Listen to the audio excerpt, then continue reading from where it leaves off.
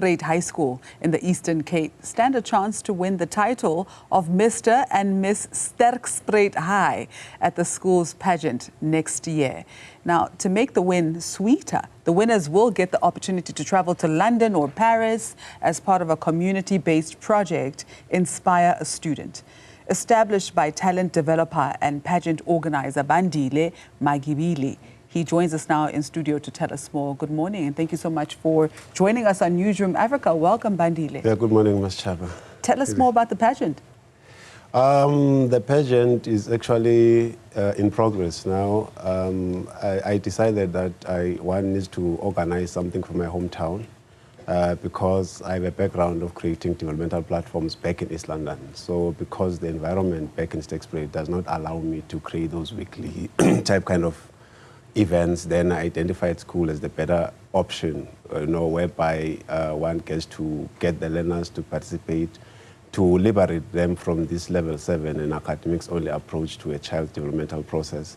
So the pageant is currently running, whereby those who are interested to participate, they send their details, but the posters are there on the socials where they send their school name, name and surname, age, grade, and a picture in school uniform.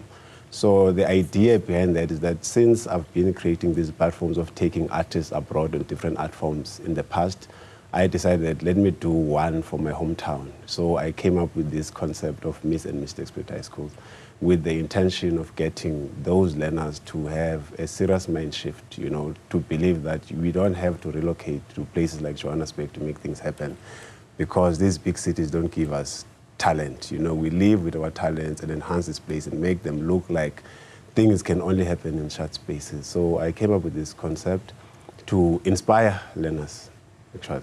What are some of the challenges faced by students and schools in the Eastern Cape?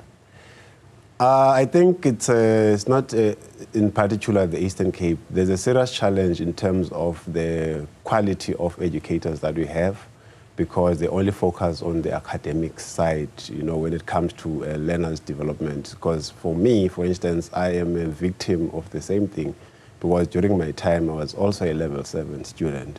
And what I've come to learn is that one particular, which was one of the worst years in my schooling history, it's when I would be going to school, not having hope why I'm going to school, and only had that one wish that if there could be somebody who can give me a reason why I should be at school. On the other hand, I was excelling in academics, and I've come to learn that educators don't really care about learners' emotional, mental, and psychological well-being. For as long as you're doing great in your academics, all is well. But fortunately for me, life navigated me through, because to a point where I managed to have achieved whatever it is that I've achieved to this point. So because I'm not ignorant of what was happening to me, I realized that today I must be that person that I never had, to that one learner who may probably be going through what I was going through during that time.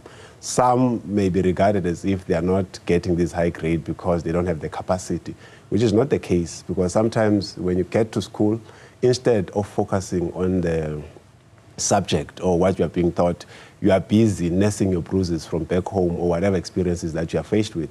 So now to give these children confidence, and also as part of the legal prescripts that govern the South African schooling model, which is extracurricular, I'm trying to aggressively enforce that to ensure that it happens.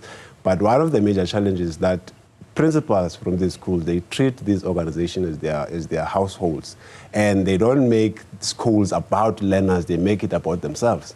Now, making it hard for people like myself to even access certain schools.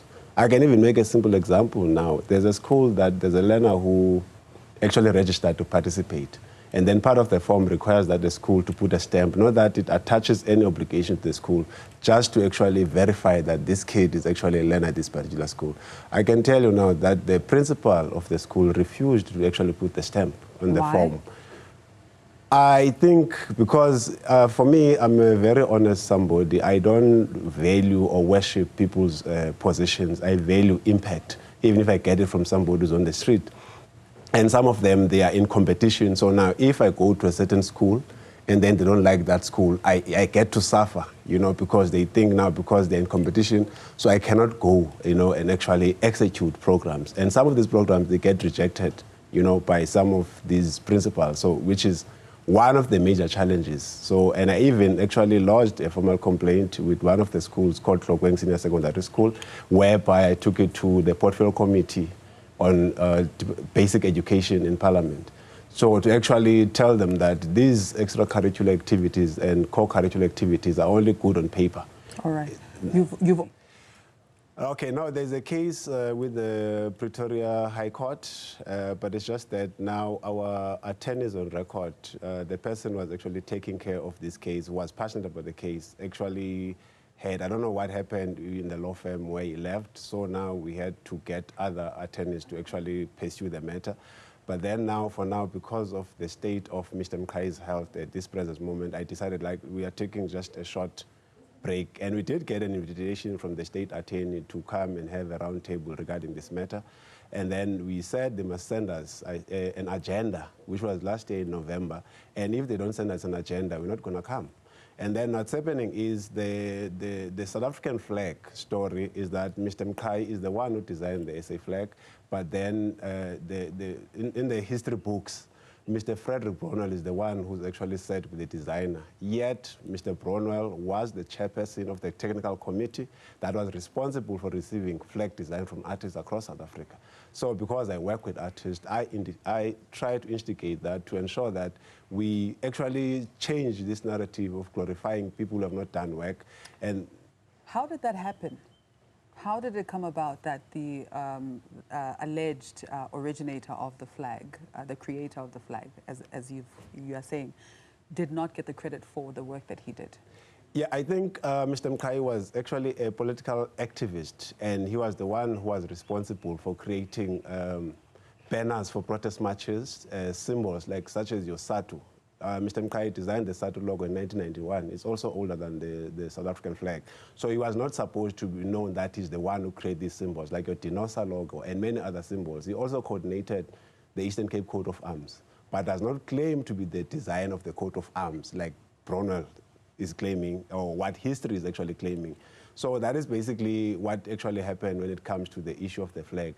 And from their records and their archives, when they said Mkhai did not design, they gave us 3 designs of the 5 designs that Mr. Mkhai submitted during that time.